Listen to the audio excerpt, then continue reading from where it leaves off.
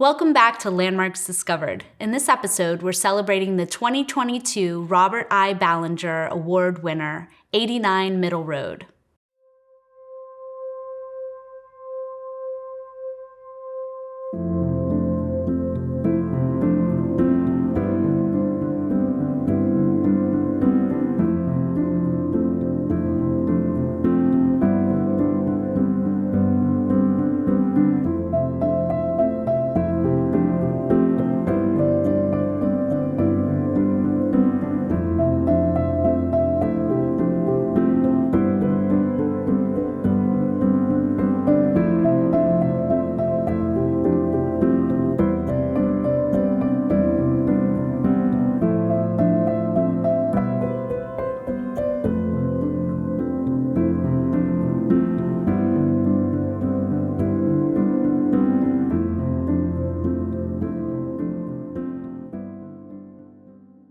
89 Middle Road was originally known as the estate Addita and was designed by Addison Mizner in 1921.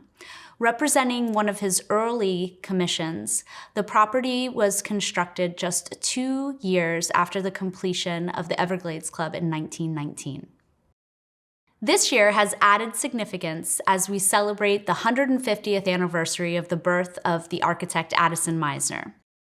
Middle Road was originally purchased and developed by Paris Singer as part of his tract with the Everglades Club. And in 1936, the residents decided to change the name of the street from Singer's Place to Middle Road. Addison designed Addita for Alfred and Elizabeth Kay, who were very influential in many of the civic-minded organizations in Palm Beach. They were founders of Palm Beach Day Academy. Elizabeth was the president of the Garden Club, and they founded what eventually became Pine Jog Environmental Center. They also wrote and edited many books on botany. And this wasn't their first house in Palm Beach either. They owned 2 other houses, one also on South Ocean Boulevard a few years later. They named Addita after their 2 daughters. They combined their names and commissioned Mizner for this project. And they also had a garage that was built on the property, which was designed by Marion Sims Wyatt 2 years later in 1923. So during this time, Mizner really was developing a lot of houses in town. I mean, we can see at least 3 houses with this similar floor plan. And he also did Casa de Leone at this time, correct? That's right. All of these were built in 1921. So you have the Woodward House, you have the Wynn House on El Bravo. And aside from Casa de Leone, these smaller houses all had the same typology. So the plan, when you enter the building, has an open staircase and opens onto a living room and dining area. And then there's also a loggia which opens up off of the library as well. So it's interesting to see how he would use those same plans, but in slightly different variations. 89 Middle Road was landmarked in 1991 and surprisingly has existed in relatively the same footprint since it was first built in 1921. In the case of Addita, there was a garage addition, which Murray mentioned earlier, and also an entrance portal that Wyeth added when the address was relocated from Ocean to Middle Road along with the main entrance. In 1954, Wyeth redesigned the west facade with a grand entrance portal, and he also had a design for the entryway, which wasn't realized. And he did this for William Hanley, who was an executive at a brick manufacturing company, whose son, actually, William Hanley Jr., eventually was a vice president of the Landmarks Preservation Commission. The addition designed by Rafael Portuondo is an exercise in restraint in the way that it respects the hierarchy of the Mizner structure.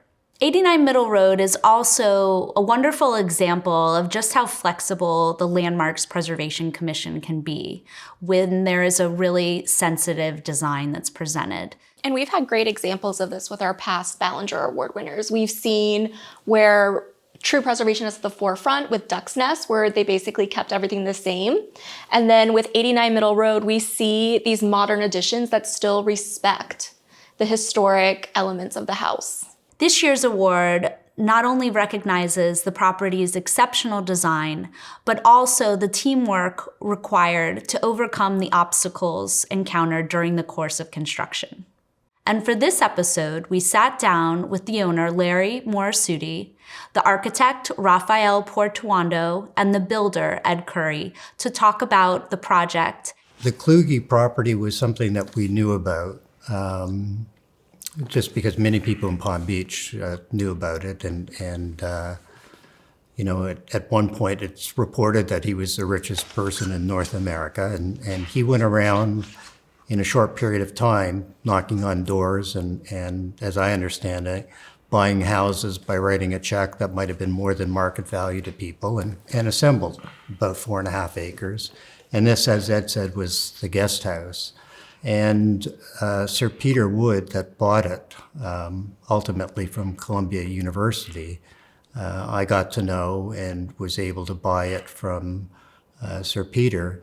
And it was great that, as I said, the way that they subdivided it allowed us with an interesting access from Middle Road that's quite private. And so we don't have cars in front of us, and is really quite unique. And so now the remainder of the Kluge estate has been subdivided and other houses are being built on it. So we met here at 89 Middle Road, and being a builder and a developer, it was just magnificent when you walked in. Larry said, "What do you think?" And what could I say? It was beautiful. It was just takes your breath away. It's 1 acre on the ocean in Palm Beach. So the question was, could we make this place to have the functionality that the Morasuttis would really enjoy having?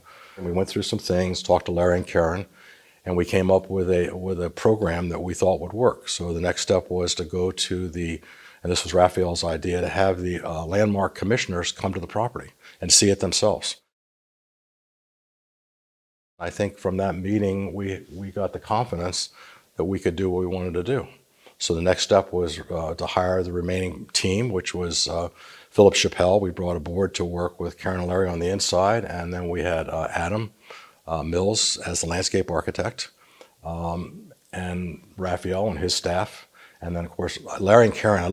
The house was interesting because it was Mizner and Wyeth, and I liked certain elements of it, but had some misgivings as to when you buy an older house, which was smaller, how many compromises do you have to make to make it work? And we had existing ceiling heights we had to work with, window openings that we had to work with, quirky floor plan back then that we had to figure out what to do with. But another reason why it was interesting to me was that it was one of the smallest houses that Mizner-designed, which allowed us to make an addition, which, even though it isn't tremendously large in scale, has an impact. And so for us, as a family, we lived mainly in the kitchen, family room, the loge, and the swimming pool. And we got to add all of that as brand new, which was nice. So when you first walk in, it's you don't get the breadth of the property until you come on the property. And I think that's one of the charming things of the property. You're so surprised because you pull in and you see the driveway coming up and the house, and then it just opens up to this beautiful estate on the ocean, which is really nice.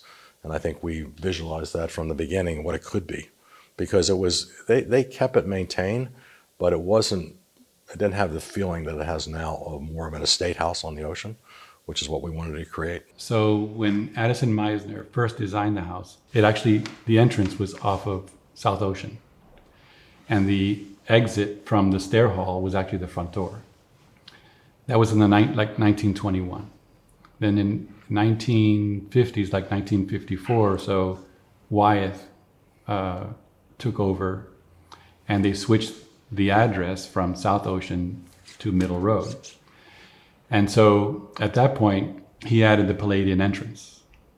And he did some interior restoration work and all those things. And that Palladian entrance became sort of iconic of the house because it has the Palladian arch, it has the Ionic columns and all these things. Which when I first saw it, I said, wow, this is beautiful. And I said, Larry, this is a spectacular home. What's missing, the key components that are missing are public space. And I said, what do you really want?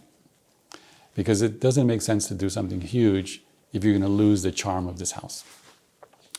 So sitting there on his dining table, Larry, Karen, and Ed, we actually drew this diagram. From the day one, this is what we drew. The goal was that from every room would have an ocean view. So if you look at this sort of cruciform plan, you would see breakfast, kitchen, family, loggia, garden pavilion, and ocean. The living room that became dining room, I call it the bridge room because it actually opens up to the ocean and opens up to the courtyard.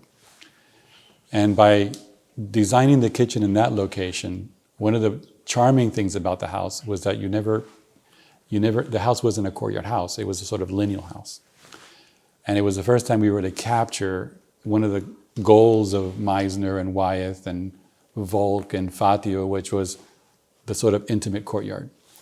And so from the entry door, from the portico to the center line of the kitchen, it's all aligned. From the breakfast room to the pavilion, it's all aligned. I'm happiest about, in terms of the way it turned out, is that this room, the family room, is a grand space in the house, because we, like Larry said before, we didn't do a 2-story. We did a 1-story, so it's a tall 1-story.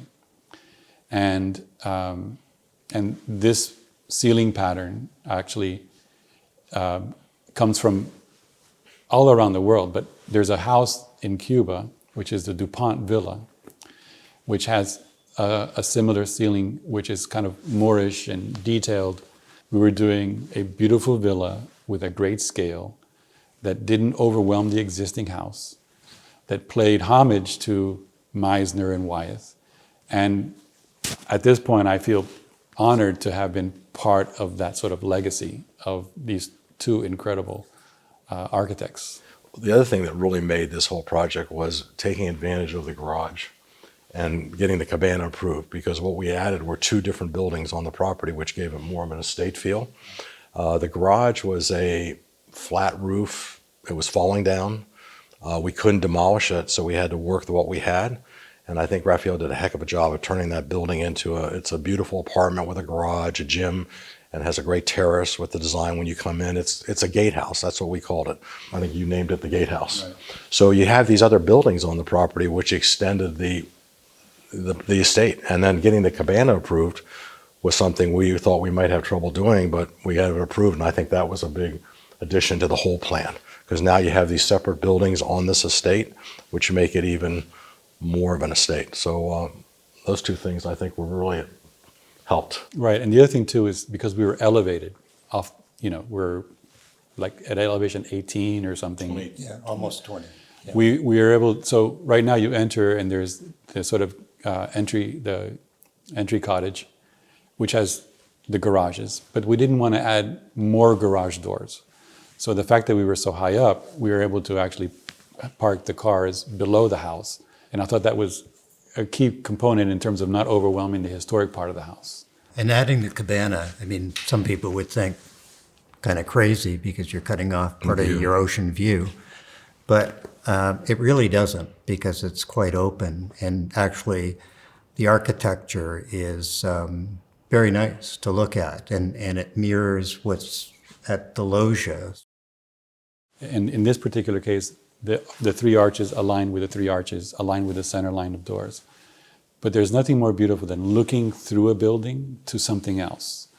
And so it adds dimension to the property, and it adds a window to the ocean. So in that case, it becomes a sort of continuation, a sort of enfilade of spaces that actually adds to the view of the house. So when we started, the main challenges when we first started were the structural aspects of the property, because Raphael did the plans, which Larry and Karen wanted to develop, but what we had to do, we had to work with the existing structure here. So it always didn't mesh.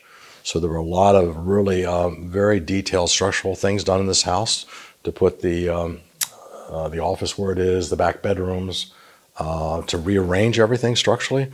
The house, when it was built in 1920, everything is wood framed to the trusses. They call it a diaphragm. It's one complete, envelope, and that didn't meet the codes of today. Wind loads, and hurricane codes.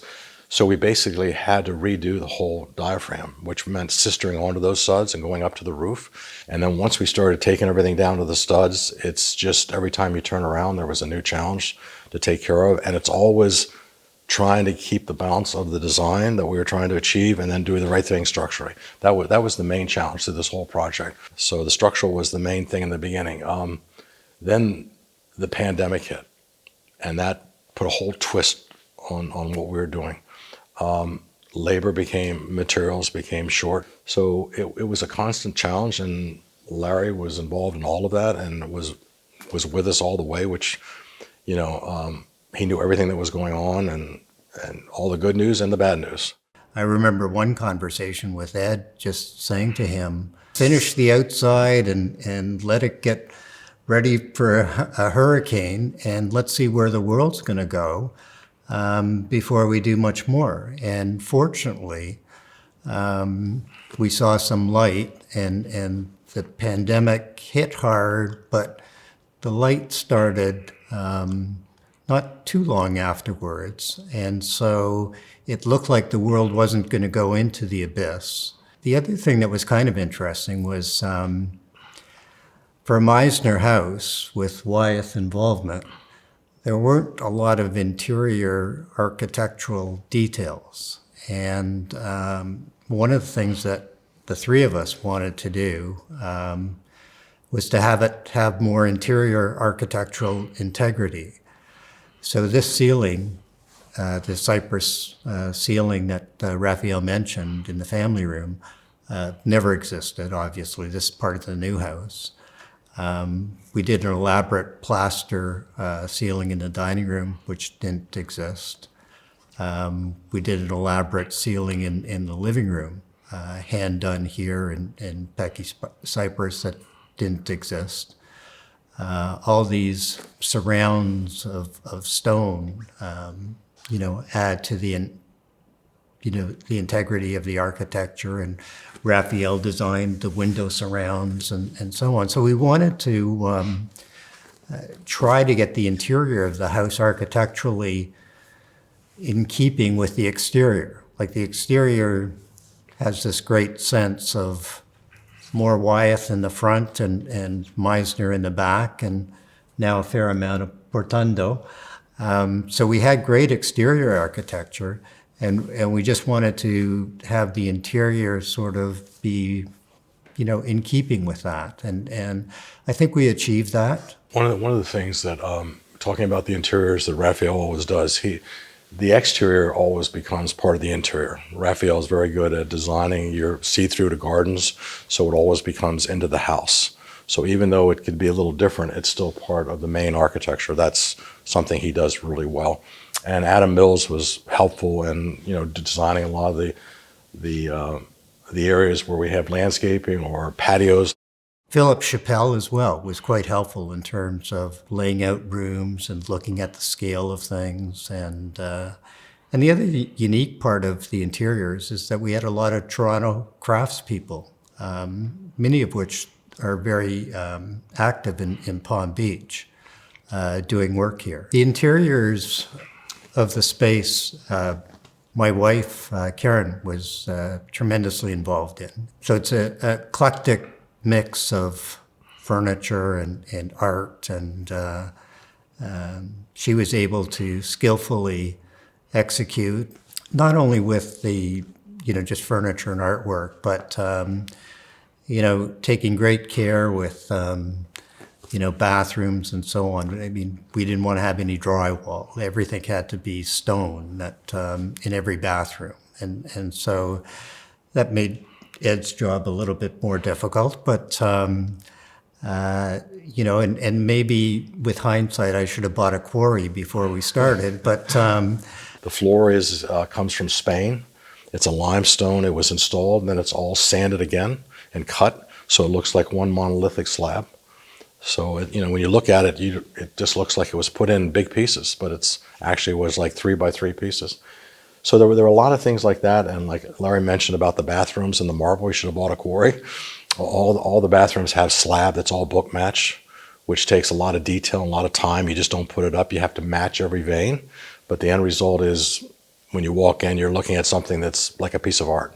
So there's a lot of areas in the house where a lot of care was given to the interiors, the material, the selection, and the fabrication, which makes it what it really is. You know, we have a tremendous respect, my wife and I, for great architecture, especially, you know, Mizner and Mediterranean Revival. And we moved to Palm Beach many years ago because we just loved the architecture that was already here. And working with Ed and Raphael and Philip and Adam and the whole team at Raphael's office and so on was a great treat as well. I mean, it was, you know, it was a journey through pandemic and you know, all of those issues, but we got through it. And, you know, to be able to sit down today and be friends, which we all are, and respect each other and so on, I think is, you know, tremendous as well, obviously. We're honored to have received it, and we weren't trying to get it, but we're happy to have it. It is truly an honor to congratulate Karen and Larry Morasutti and their design team for a successful, outstanding restoration of 89 Middle Road. Thank you for joining us this evening. If you haven't seen our Landmarks Discovered series, be sure to check out our website for past episodes.